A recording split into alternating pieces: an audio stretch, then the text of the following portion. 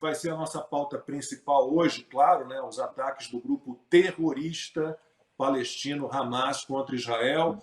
O primeiro-ministro de Israel, Benjamin Netanyahu, afirmou que o Hamas vai pagar um preço sem precedentes. אזרחי ישראל, אנחנו במלחמה, לא במבצע, לא בסבבים, במלחמה. הבוקר חמאס פתח במתקפת פתע רצחני נגד מדינת ישראל ונגד אזרחיה. אנחנו בתוך זה משעות הבוקר המוקדמות. כינסתי את ראשי מערכת הביטחון, הנחיתי קודם כל לטהר את היישובים מהמחבלים שחדרו פנימה. הפעולה הזאת מתבצעת בשעות הללו. במקביל הוריתי לבצע גיוס מילואים נרחב ולהשיב מלחמה שערה בעוצמה ובהיקף שהאויב לא הכיר. האויב ישלם מחיר שהוא לא ידע מותו. אני קורא בינתיים לכל אזרחי ישראל להישמע בקפדנות להנחיות הצבא, להנחיות פיקוד העורף. אנחנו במלחמה ואנחנו ננצח בה. Olha, a mídia de Israel fala num número significativo de reféns israelenses na faixa de Gaza, incluindo crianças e mulheres. O balanço mais recente aponta mais de 1.100 mortos, pelo menos 700 do lado israelense. 260 é o cálculo só numa rave, numa área ali no meio do deserto que estava sendo realizada, 260 mortos só nessa rave. Constantino, vou começar por você. A gente vai falar um pouquinho da cobertura da imprensa, entre aspas, brasileira, de como trataram tudo isso, como tem tratado tudo isso, e parece que esquecem que o grupo Hamas é um grupo terrorista, racista, genocida e que principalmente não aceita a existência do Estado de Israel. O Hamas é contra o Estado de Israel, eles querem eliminar os judeus, não há outra expressão para a gente usar. E diante disso, é impressionante achar que a causa palestina, que é legítima, né, Constantino, vai ganhar alguma coisa com esses horrores que a gente viu entre esses reféns. Vocês devem ter visto as criancinhas israelenses presas numa espécie de galinheiro ali, sem entender, crianças muito pequenas, sem entender muito bem o que estava acontecendo, enjauladas, e os terroristas do Hamas fazendo os vídeos e dando gargalhada. Então, a causa palestina verdadeira e legítima, Consta, não ganha absolutamente nada com isso, muito pelo contrário. O povo da Palestina está para o Hamas como o povo das favelas cariocas está para o Comando Vermelho ou em São Paulo, o PCC. O Hamas é um grupo criminoso, terrorista, que domina a mão de ferro a região ali da faixa de Gaza e quer destruir o Estado de Israel e alimenta-se de ódio, de visão anti-americana e por aí vai. Veja, Lacombe, é tudo muito lamentável, tudo muito chocante, toda a minha solidariedade incondicional ao povo judeu nesse momento tão difícil. Isso reforça algumas coisas que eu venho falando faz algum tempo. Primeiro, eu enxergo uma hierarquia, que existe uma guerra política, que a gente discute no dia a dia, esquerda, direita, PT, não sei o quê. Existe uma guerra cultural, que eu dou um valor muito grande e vejo, infelizmente, alguns colegas liberais, ou mesmo conservadores, colocarem em segundo plano. Não, isso é paranoia de reacionário, essa discussão de woke, de não sei o quê, de globalismo. A guerra cultural é muito relevante. E acima da guerra cultural, que determina muitas vezes a direção da guerra política, existe a guerra espiritual. E a gente não pode abandonar essa visão, porque senão a gente cai no niilismo, no relativismo moral. O que o Hamas representa é a destruição da vida, é o ódio à própria vida. E aqui, Lacombe, a gente tem que largar logo dizendo o seguinte: é absolutamente inadequado, para dizer o mínimo, né, quem faz uma falsa equivalência moral entre os lados. Mas Israel, mas o Estado imperialista, colonialista de Israel... O povo de Israel, que é uma democracia, tem no Knesset uma parcela de minorias, inclusive árabes, votando, discutindo. O povo de Israel, que votou para esse governo de Israel, procura deliberadamente proteger as suas crianças, as suas mulheres, os seus cidadãos e minimizar o máximo possível as perdas de civis inocentes do outro lado. Por isso, às vezes, coloca em risco muito maior do que poderia soldados israelenses em ações muito perigosas e delicadas, né? Para quem conhece um pouquinho ali da faixa de Gaza, eu estive na fronteira, na cidade de Sideró ali, você vê aquilo ali, você fala, pô, dá vontade de asfaltar o negócio para se proteger. Mas eles mandam soldados assumindo um risco muito alto para mitigar o número de baixas civis que são usados como escudos humanos. Os arsenais do Hamas ficam perto de escolas, perto de hospitais, não é por acaso. Então, quem tem a intenção da morte de crianças como meta de guerra, isso aí é algo demoníaco. Isso é algo que já abandonou completamente qualquer valor humanitário, né? Então, é uma guerra espiritual, acima de tudo, não podemos abraçar, em hipótese alguma, equivalência moral. Outra coisa que eu venho repetindo faz muito tempo, Lacombe, é que quando o xerife do mundo demonstra fraqueza, os inimigos da liberdade ficam mais ousados. E quando tinha Trump no poder, esses inimigos estavam receosos. Agora está aí, né? O governo Joe Biden deu 6 bilhões de dólares para o Irã, em troca de 6 reféns, 1 bilhão por vida, né? Não quer dizer que a gente não queira comemorar as vidas americanas sãs e salvas, mas 6 bilhões para um regime ayatolá terrorista usar como bem entender. Aí a equipe do governo Biden falou, não, eles vão ter que usar em dinheiro de comida e causas humanitárias. Primeiro que o dinheiro não tem carimbo. Segundo que o próprio governo ayatolá terrorista do Irã, xiita, disse que ia usar como bem entendesse. E terceiro que se ele vai usar aqueles 6 bilhões que estavam congelados e foram liberados para comprar comida, sobra 6 bilhões para financiar o terrorismo, né? Elementar, meu caro Watson. Mas vai explicar isso para um sujeito senil e esquerdista como o Joe Biden. O que nós podemos estar vendo aqui, Lacombe, é o fim da Pax Americana. E quem odeia os Estados Unidos aí porque sofreu lavagem cerebral na escola, na universidade, olha, espera até ver o que vem no lugar de uma Pax Americana, né? É algo muito pior, a gente está tendo só uma palhinha. Isso é o 11 de setembro de Israel. Morreram, em termos proporcionais, muito mais israelenses nesse ataque. Então, eles têm direito de reagir com a maior firmeza, com a força total que eles têm, e eles vão usar. Mais uma questão para reflexão, eu vou encerrar para voltar depois, falar de imprensa, de reação da esquerda, mas só uma reflexão inicial. O Irã xiita é odiado por povos árabes lá, né? Então, a gente está jogando tudo no mesmo saco, o Islã, e eu sou alguém muito crítico à religião islâmica, que eu acho que não separou Estado de religião, vive teocracias, e o próprio Maomé foi um guerreiro empedernido, mas isso é uma outra discussão. O fato é que o Irã é odiado, e o Irã está por trás disso, e o Irã não quer que Israel assine acordos de paz que ele está negociando com vários países. Conseguiu assinar com o Egito, que é um inimigo histórico, conseguiu avançar com a Arábia Saudita. Então, o Irã não quer que o Israel consiga paz com os vizinhos árabes. Então, isso pode estar por trás também.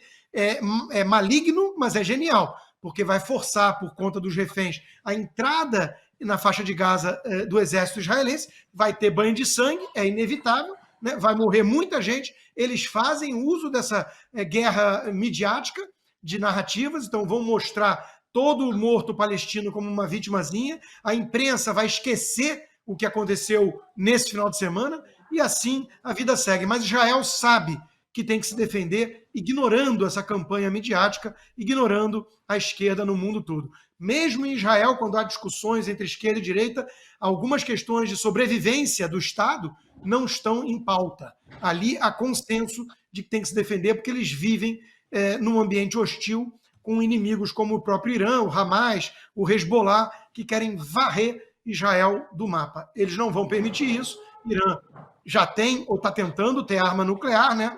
E agora com a ajudinha de bilhões do governo Biden, Israel não vai permitir isso e vai lutar para sobreviver, e eu espero, obviamente, que eles consigam isso. O pessoal do chat aqui já viu uma mensagem ali me corrigindo que aquela imagem, aquele vídeo das criancinhas em jaulas é fake, não tem a ver com esse ataque terrorista de Israel. Fato é que, eu vi esse vídeo um pouquinho antes de entrar no ar, realmente não tive tempo de verificar. Agora, fato é que há, né, entre os reféns, mulheres e crianças, né? O ataque foi quase todo, Ana, voltado a civis, a população vulnerável, a civis desarmados, né? e a gente sabe muito bem. Outro dia eu recomendei a série Falda. Claro, é uma ficção, mas tem uma base verídica ali, e as forças israelenses têm sempre uma preocupação de evitar ao máximo a morte de civis palestinos. A questão, Ana, como disse o Constantino, eu fiz uma vez já na Band uma comparação parecida nesse sentido, de que os terroristas do Hamas não estão fazendo reféns só mulheres, crianças e civis israelenses no objetivo de trocar por presos palestinos. Eles fazem toda a população palestina refém. Aquelas pessoas ali são reféns deles. Usam essas pessoas como escudo, como proteção. As pessoas são obrigadas a deixar que o Hamas instale ali lançadores de foguetes nas suas casas, nas suas residências. E crescem reféns também, muitos meninos, muitos adolescentes e jovens palestinos, eles crescem reféns do ódio. Eles não têm chance de escapar disso, Ana, e é uma situação que corta o coração. É impressionante. Vamos falar mais à frente sobre todo o apoio que comunistas e socialistas aqui do Brasil e no mundo inteiro deram a esses ataques terroristas, mas é de cortar o coração.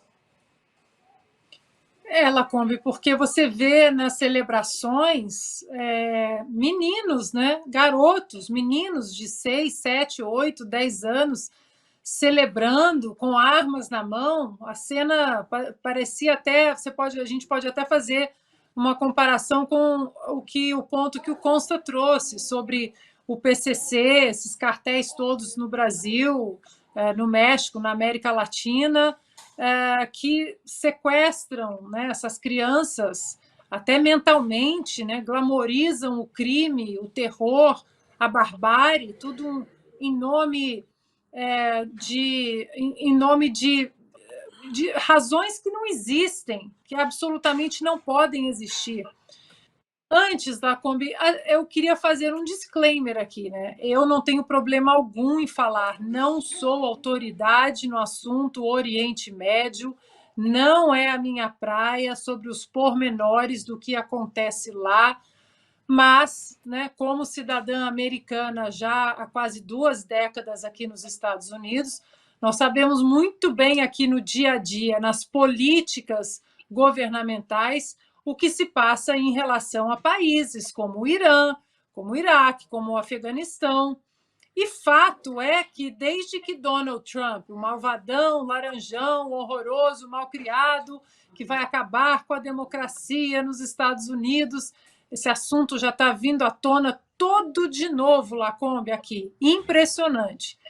Se ele estivesse na Casa Branca, provavelmente muito difícil isso aconteceria, porque nós estamos falando de uma série de incidentes internacionais que, durante 4 anos do Donald Trump na Casa Branca, o mundo ficou em paz.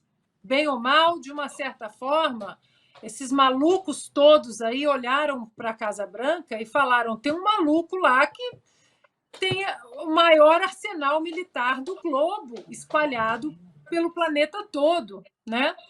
E o Donald Trump, ele colocou em uso exatamente o que Ronald Reagan falava: a paz através da força, peace through strength. Ou seja, você espalhar as suas bases, suas forças militares e mostrar que não aturará agressão alguma. Nós tivemos, por exemplo, a saída desastrosa do Afeganistão do Joe Biden, comentamos aqui também, né, longamente sobre essa saída, e agora já há relatos de que as armas, muitas armas que foram deixadas pelas tropas americanas, deixadas pelo plano genial, só que não do Joe Biden, muitas dessas armas já estão sendo empurradas exatamente para o Hamas, né? Então, acho que você falou muito bem no começo, nós não estamos falando da Palestina, dos palestinos, nós estamos falando de um grupo terrorista do Hamas, do Hezbollah, do Al-Qaeda, do Estado Islâmico, essa gente terrorista, e não estamos colocando, né, nesse balaio horrível dessa guerra os palestinos e a causa palestina. Para finalizar meu comentário, Lacombe, eu quero chamar um vídeo muito incisivo, né, porque agora parece que é um caminho sem volta, estão chamando esse ataque do novo 11 de setembro, o 11 de setembro e o Pearl Harbor dos israelenses. Então, eu quero chamar, depois que vimos o vídeo aí do Netanyahu, muito incisivo, forte, o embaixador de Israel para as Nações Unidas, o Gilad Erdan, que também deu uma declaração muito robusta. Economic incentives cannot change genocidal ideologies. I repeat, economic incentives cannot change genocidal ideologies. It couldn't have worked with ISIS, it couldn't have worked with Al-Qaeda, and it doesn't work with Hamas. The era of reasoning with these savages is over. Over. Now is the time to obliterate Hamas's terror infrastructure, to completely erase it, so that such horrors are never committed again. Tá aí, Lacombe, o embaixador de Israel para as Nações Unidas, e muito dessa postura era a postura que o próprio Donald Trump tinha e que o próprio Ronald Reagan, e por que eu sempre falo disso? Porque o Trump, apesar de ser muito diferente do Ronald Reagan, ele bebeu na fonte direta das políticas do Ronald Reagan, desde reforma tributária e privatizações aqui nos Estados Unidos, como as políticas internacionais de força, né, de paz através da força e aquela máxima de não negociar com terroristas. Mais uma guerra aí, né, já estamos enfrentando a guerra entre Ucrânia e Rússia, agora mais uma guerra, mais instabilidade ali no Oriente Médio. O Trump também tinha deixado como legado os acordos de Abraão, né, que linkava ali, tentava pavimentar um caminho de paz, e agora ninguém sabe o que vai acontecer com um inepto desse no comando da nação mais potente do mundo. Paulo, puxando já um pouquinho para aqui, para o Brasil, para a relação do PT com o Hamas, todo mundo sabe que o Hamas ele é financiado, ele tem o apoio do Irã. A gente sabe que houve comemorações em várias cidades do Irã, comemorando aquela barbárie, aquela selvageria que a gente viu. E a gente também lembra que no início do ano, 2 navios de guerra, um porta-helicópteros e uma fragata do Irã atracaram no porto do Rio de Janeiro. Não só atracaram no porto do Rio de Janeiro, mas houve uma festa nesses navios com a participação de integrantes do PT, do governo do PT.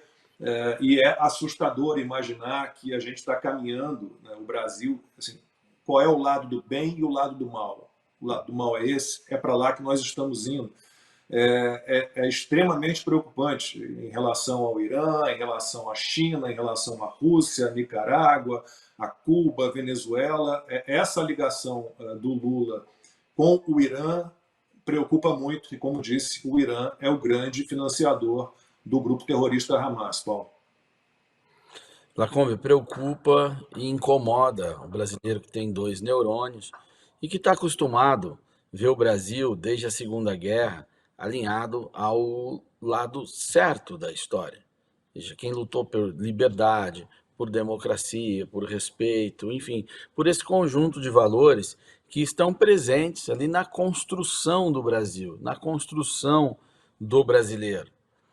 Essa aliança, aproximação com o Irã, com teocracias, com regimes comunistas, com os párias mundiais, ela é estranha em nossa história, ela é estranha aos nossos costumes, ela é estranha à nossa visão de mundo, né? Justamente por esses processos históricos e a nossa formação moral.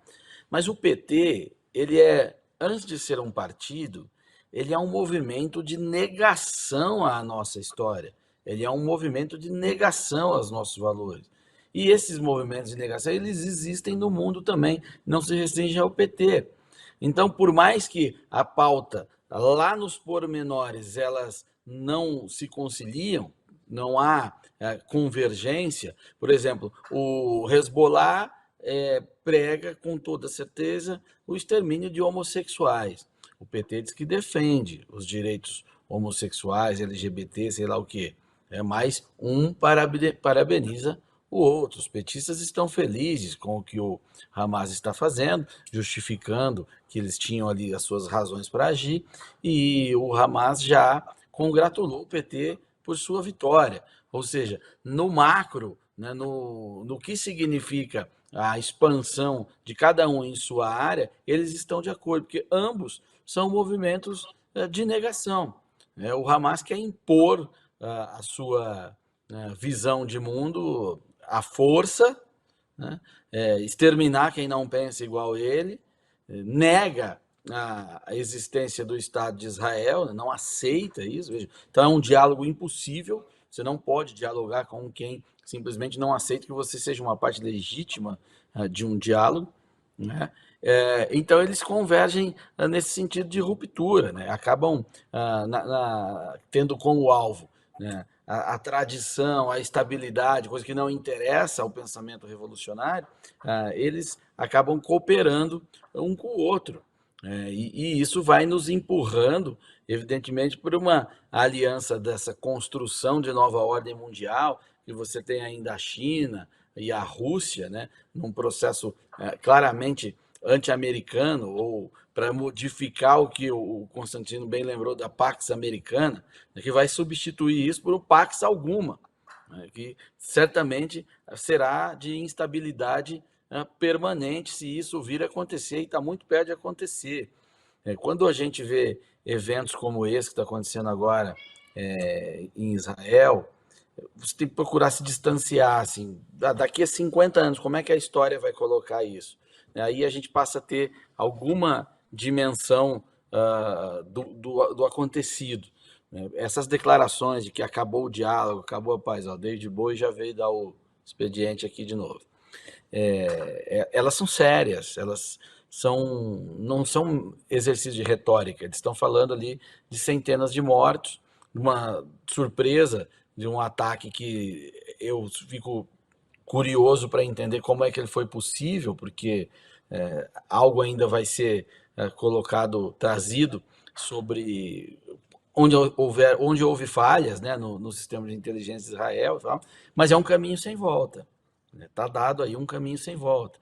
E essa ordem, o estado de coisa que a gente acostumou a ver, ele vai se modificar. O mundo não vai passar incólume a essa reação que vai arrastar outros países. E nós temos o risco de estar do lado errado da história. Veja, além dessa relação política que há entre o PT, setores da esquerda brasileira com esses grupos, até porque a esquerda brasileira ela nasce de organizações terroristas também, que eles agora adoram falar que lutavam pela democracia. Não há uma linha nos cadernos dessas organizações falando em democracia, só falavam em ditadura do proletariado. Então, eles se entendem, né? Aqui no Paraná, os caras falam, olha, boi preto conhece boi preto. Então, um comunista do Brasil, autoritário, reconhece um outro lá. Isso também corrobora. Além dessa relação, nós temos já, conforme falávamos anteriormente também, indícios de presença de grupos terroristas que atuam no Brasil, grupos árabes. Em 2002, o FBI falou isso depois, mas o ocorrido foi em 2002. O FBI disse que em 2002 o tesoureiro da Al-Qaeda esteve por 20 dias em Foz do Iguaçu. 20 dias. Eu suspeito que ele não foi lá para ver as cataratas. Foz do Iguaçu é uma tríplice fronteira, é uma situação muito complexa de trânsito de pessoas e culturas e tal. Em 2018, a Polícia Federal prendeu um libanês que era suspeito de ser o operador financeiro, né, do esquema de lavagem de dinheiro que alimenta grupos terroristas. Enfim, então, a gente vê vídeos, notícias e tal sobre isso que está acontecendo no Oriente Médio e acha que está lá distante de nós. Não está, não. Está bem mais perto do que a gente gostaria.